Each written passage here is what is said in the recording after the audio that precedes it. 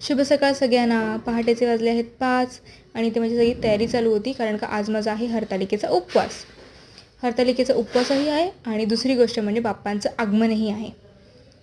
तर ती सगळी तयारी चालू होती. नैवेद्य करायचं होतं, गोडाचं जेवण करायचं होतं. गोडामध्ये मी गुलाबजाम केले होते. हे आहे माझं डेकोरेशन. कसं वाटलं तुम्हाला? माझी हरतालिकेची पूजाही पूर्ण झाली आणि मग नंतर मी केली बाप्पाच्या आगमनाची तयारी. बाप्पाच्या आगमनाची तयारी झाल्यानंतर मी गेली बाप्पांना आणायला. बाप्पांना आणलं, त्यानंतर मी बाप्पांना घरी आणलं. तुम्हाला माहिती आहे का काही या टायमाला खास होतं? ह्या टायमाला मी आणलेलं बाप्पांना उचलून आणल्यानंतर बाप्पांच्या प्लेसवरती मी त्यांना ठेवलं.